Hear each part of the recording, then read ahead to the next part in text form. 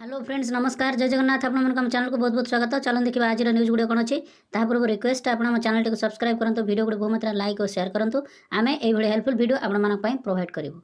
चलो देखा आज न्यूज गुड़िक कौन अच्छी।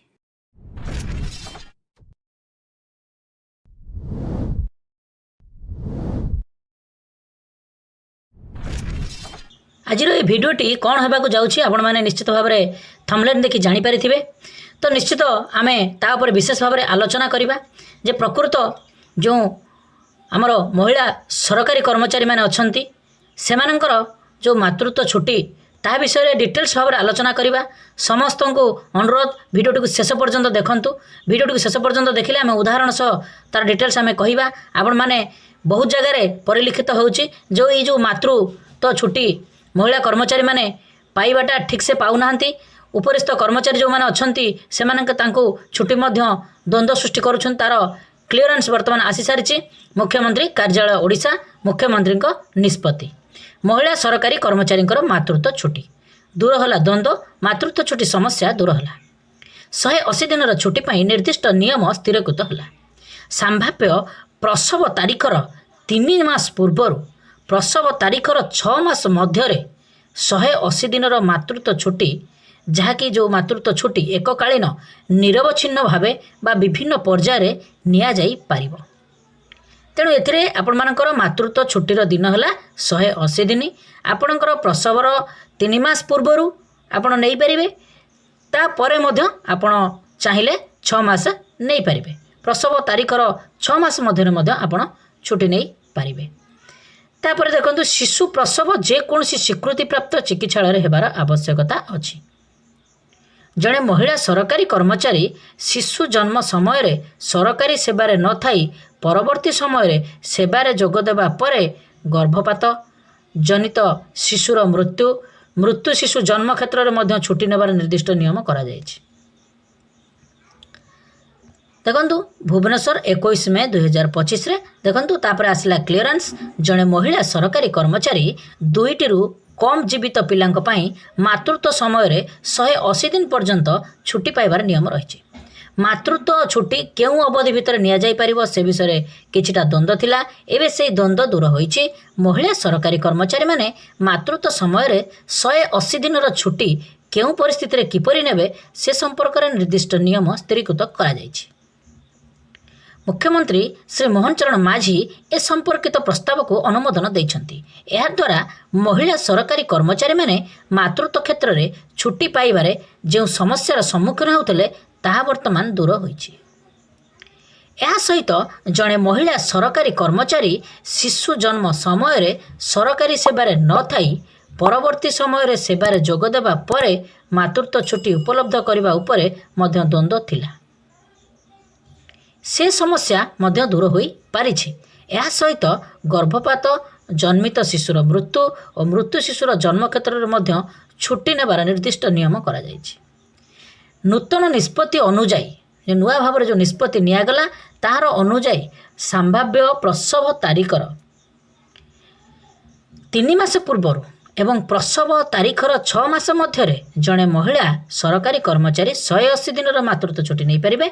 किंतु जड़े महिला सरकारी कर्मचारी जी शिशु जन्म समय सरकारी सेवारे नथिले से सरकारी सेवारे जोगदेवा परे तांकर शिशु को 6 मास हेबा पर्यंत मातृत्व छुट्टी नहीं पारिबे। तेणु ये गोटे पॉइंट आसला। देखो जड़े महिला सरकारी कर्मचारी जी शिशु जन्म समय सरकारी सेवारे नथिले से सरकारी सेवारे जोगदेवा परे तांकर शिशु को 6 मास हेबा पर्यंत मातृत्व छुट्टी नहीं पारिबे। तार अर्थ जेतेबेले तार पिलाटी कोଳରେ अछि सेतेबेले से चाकरीटी पाइला तापरे मध्य से 6 मास छुट्टी नहीं पारिबे। तेणु एई क्षेत्र रे मातृत्व छुट्टी 180 दिन कम हेबो। तेणु एथिरे आपण माने बुझी पारुथिबे जो छुट्टी हेबो ताहा कम हेबो। तो कौन हेबो देखिबा उदाहरण दैछन जणे। देखंतु जणे महिलांकर प्रसव तारीख होउची 1/4/2025 तांकर शिशु को 27/9/2025 रे 6 मास पूर्ण हो। जदि से 19/7/2025 तारीख रे सरकारी सेवारे जोग देई मातृत्व छुट्टी आवेदन करती तेबे 20/6/2025 रु 27/9/2025 तारीख पर्यंत अर्थात केवल 100 दिन मातृत्व छुट्टी पाई योग्य हेबे। एथिरे आपण माने जानि पारिले ଯେ ଆପଣଙ୍କର ଅର୍ଥାତ୍ କେବଳ 100 ଦିନ ମାତୃତ୍ୱ ଛୁଟି ପାଇଁ ଯୋଗ୍ୟ ହେବେ। କାରଣ ଯେହେତୁ ଆପଣଙ୍କର 180 ଦିନର ଛୁଟି, ଯେହେତୁ ଆପଣମାନଙ୍କର ଅଲରେଡ଼ି ପିଲାଟି ବଡ଼ ହୋଇସାରିଛି, ସେତିକି ଦିନ ଛୁଟି ମାଇନସ୍ ହେଲା, ତେଣୁ ସେଠି 100 ଦିନର ଛୁଟି ଆପଣମାନଙ୍କୁ ମିଳିଲା। ତାପରେ ଦେଖନ୍ତୁ, ଜଣେ ମହିଳା ସରକାରୀ କର୍ମଚାରୀ ମାତୃତ୍ୱ ଛୁଟିରେ ଥିବା ସମୟରେ ଯଦି ଗର୍ଭପାତ ବା ମିସ୍କ୍ୟାରେଜ୍ କିମ୍ବା ଜନ୍ମିତ ଶିଶୁର ମୃତ୍ୟୁ ଜନ୍ମର 28 ଦିନ ମଧ୍ୟରେ କିମ୍ବା ମୃତ ଶିଶୁ ଜନ୍ମ 28 ସପ୍ତାହ କିମ୍ବା ତଦୁର୍ଦ୍ଧ ସମୟର ଗର୍ଭଧାରଣ ପରେ ଯଦି ନିର୍ଜୀବ ଶିଶୁର ଜନ୍ମ ହୁଏ, ତେବେ ତାଙ୍କର ମାତୃତ୍ୱ ଛୁଟିର ଅବଧି ସେହି ତାରିଖରୁ 42 ଦିନ ପର୍ଯ୍ୟନ୍ତ ରହିବ।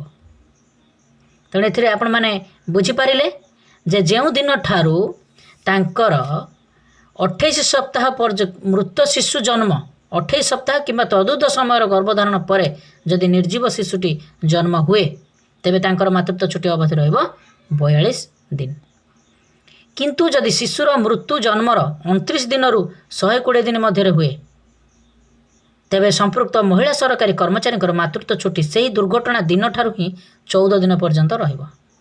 ଯଦି ତାଙ୍କର ମାତୃତ୍ୱ ଛୁଟିରେ ଅବଧି ଶେଷ ହୋଇଯାଇଥିବ, ତେବେ ସେ 14 ଦିନର ସ୍ୱତନ୍ତ୍ର ମାତୃତ୍ୱ ଛୁଟି ପାଇବେ। ତେଣୁ ଏହା ହେଉଛି ଗୋଟିଏ ବଡ଼ ଗୁରୁତର କଥା। ଯଦି ସେ ଛୁଟି ସମାପ୍ତି ହୋଇଯାଇଥିବ, ତେବେ ମଧ୍ୟ ସେ 14 ଦିନର ସ୍ୱତନ୍ତ୍ର ମାତୃତ୍ୱ ଛୁଟି ପାଇବେ। କିମ୍ବା ଯଦି ତାଙ୍କର ମାତୃତ୍ୱ ଛୁଟିର ଅବଧି ଦୁର୍ଘଟଣା ଦିନଠାରୁ 14 ଦିନ ଭିତରେ ଶେଷ ହୋଇଯାଇଥିବ, ତେବେ ସେ 14 ଦିନରୁ ଯେତିକି ଦିନ ବଳକା ରହିଥିବ, ସେତିକି ଦିନର ସ୍ୱତନ୍ତ୍ର ମାତୃତ୍ୱ ଛୁଟି ମଧ୍ୟ ପାଇବେ।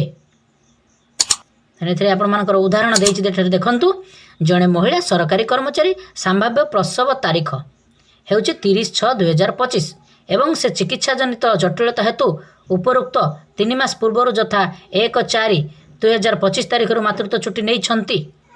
ଯଦି ତାଙ୍କର 1/6/2025 ତାରିଖରେ ଆପଣଙ୍କର ମୃତ୍ୟୁ ହେଲା ପିଲାଟି, ତେବେ ସେହି ତାରିଖରୁ 42 ଦିନର ପର୍ଯ୍ୟନ୍ତ ଅର୍ଥାତ୍ 12/7/2025 ତାରିଖ ପର୍ଯ୍ୟନ୍ତ ସେ ମାତୃତ୍ୱ ଛୁଟି ନେଇପାରିବେ। ତେଣୁ 42 ଦିନ ସେ ନେଇପାରିବେ।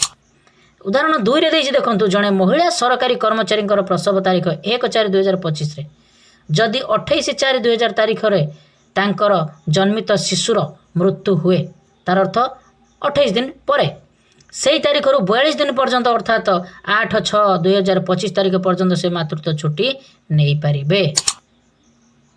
ତେଣୁ ଏଥିରେ ଆପଣମାନେ ବୁଝିପାରିଗଲେ।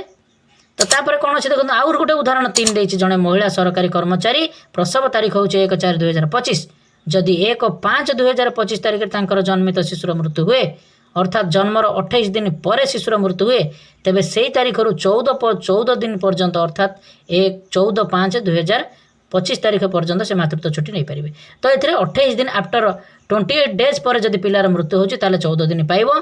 ଯଦି ତାର ବିଫୋର ହେଉଛି, ତାହେଲେ ଏଠାରେ ଦେଖନ୍ତୁ 1/5/2025 କିନ୍ତୁ ସେଠି ଦେଇଛି 28/4/2025। ତ ଦେଖନ୍ତୁ, ଯଦି ଆଫ୍ଟର 28 ଦିନ ପରେ ପିଲାଟି ଯଦି ଆପଣଙ୍କର ମୃତ୍ୟୁ ହୋଇଗଲା, ତାହେଲେ ସେ 14 ଦିନ ଛୁଟି ପାଇବ। କିନ୍ତୁ ବିଫୋର ଯଦି ସେ ହେଲା, ତାହେଲେ ସେ 42 ଦିନ ମାତୃତ୍ୱ ଛୁଟି ପାଇବ।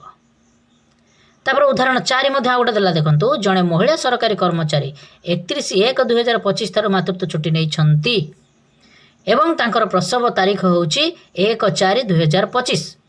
ତାର ଅର୍ଥ ଆପଣଙ୍କର ଫେବୃଆରୀ 1 ତାରିଖରୁ ନେଲା ଆପଣଙ୍କର ଏପ୍ରିଲ 1 ତାରିଖ ପର୍ଯ୍ୟନ୍ତ, 31/1/2025, ତା ଅର୍ଥ 31 ଜାନୁଆରୀ ମାସ ସରିଯାଇଛି, ଫେବୃଆରୀ ମାସଠୁ ସେ ନେଲା।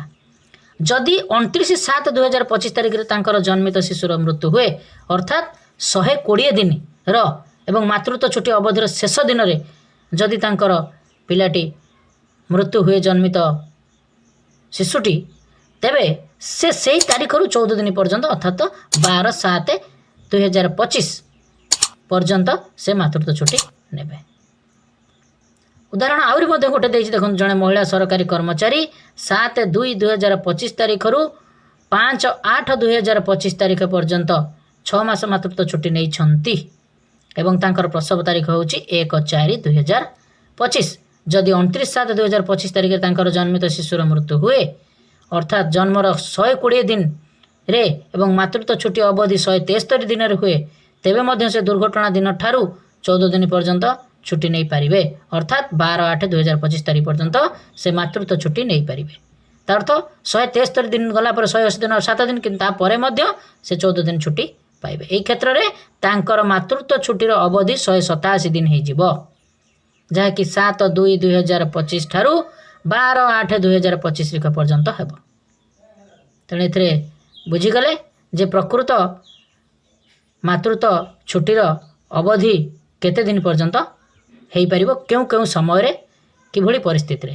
ତାପରେ ଦେଖନ୍ତୁ 2ଟିରୁ କମ୍ ଜୀବିତ ଥିବା ପିଲା ମହିଳା ସରକାରୀ କର୍ମଚାରୀଙ୍କ କ୍ଷେତ୍ରରେ ଏହି ମାତୃତ୍ୱ ଛୁଟି ପ୍ରଦାନ କରାଯିବ ଯଦି ତାର କେବଳ 2ଟି ପିଲା ପାଇଁ ହିଁ ଏହି ଛୁଟିଟି ଇଲିଜିବିଲିଟି। ଶିଶୁ ପ୍ରସବ ଯେକୌଣସି ସ୍ୱୀକୃତିପ୍ରାପ୍ତ ଚିକିତ୍ସାଳୟରେ ହେବାର ଆବଶ୍ୟକତା ଅଛି।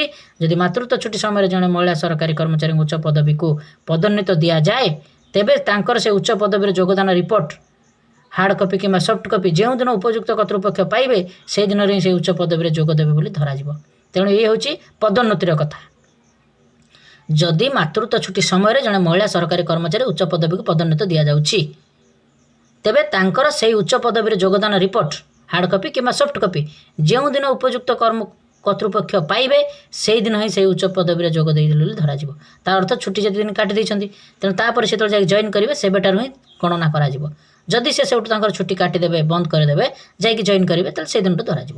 ସେ ତାପରେ ଏଠି ଦେଇଛନ୍ତି ହାର୍ଡ଼ କପି କିମ୍ବା ସଫ୍ଟ କପି ପାଇଲେ ତାହା ମଧ୍ୟ କାର୍ଯ୍ୟ କରାଯିବ। ସେ ତାଙ୍କର ମାତୃତ୍ୱ ଛୁଟିର ଅବଶିଷ୍ଟ ଅବଧି ନିରବଚ୍ଛିନ୍ନ ଭାବେ ନେଇପାରିବେ। ତାପରେ ଜଣେ ମହିଳା ସରକାରୀ କର୍ମଚାରୀଙ୍କର ତାଙ୍କର ମାତୃତ୍ୱ ଛୁଟି ଏକକାଳୀନ ନିରବଚ୍ଛିନ୍ନ ଭାବରେ ବା ବିଭିନ୍ନ ପର୍ଯ୍ୟାୟରେ ମଧ୍ୟ ନେଇପାରିବେ। ଏ ହେଉଛି ଆପଣମାନଙ୍କର ମାତୃତ୍ୱ ଛୁଟିର ଯାହାକି ନିରବଚ୍ଛିନ୍ନ ଭାବରେ କିଭଳି ଭାବରେ ତାର ଡିଟେଲ୍ସ ଗାଇଡ଼ଲାଇନ୍ 5ଟି ଉଦାହରଣ ସହିତ ଆପଣଙ୍କର ଏଇ ଯେଉଁ ମାତୃତ୍ୱ ଛୁଟିଟି ଡିଟେଲ୍ସ ଭାବରେ ଆମେ ବିସ୍ତାରିତ ଭାବରେ ଆଲୋଚନା କରାଗଲା। ତେଣୁ ଆପଣଙ୍କୁ ନିଶ୍ଚିତ ଭାବରେ ବହୁତ ହେଲ୍ପଫୁଲ୍ କରିଥିବ। ଭିଡ଼ିଓଟିକୁ ବହୁ ମାତ୍ରାରେ ସେୟାର କରନ୍ତୁ। ଯେଉଁ ମହିଳା ସରକାରୀ କର୍ମଚାରୀମାନେ ଅଛନ୍ତି ସେମାନେ ବହୁ ସମୟରେ ନିର୍ଯାତିତ ହେଉଥିଲେ ଏଇ 180 ଦିନ ଛୁଟି ଯେଉଁ ମାତୃତ୍ୱ ଛୁଟି। ତେଣୁ ସେଥିରେ ସମସ୍ତ ଉପରିସ୍ଥ କର୍ମଚାରୀମାନେ ସେମାନଙ୍କୁ ମଧ୍ୟ ବହୁ ସମୟରେ ହଇରାଣ କରୁଥିଲେ। ତେଣୁ ବର୍ତ୍ତମାନ ଯେଉଁ ଦ୍ୱନ୍ଦ୍ୱ ଲାଗି ରହିଥିଲା ସେ ଦ୍ୱନ୍ଦ୍ୱ ବର୍ତ୍ତମାନ ପରିସମାପ୍ତି ହୋଇଛି।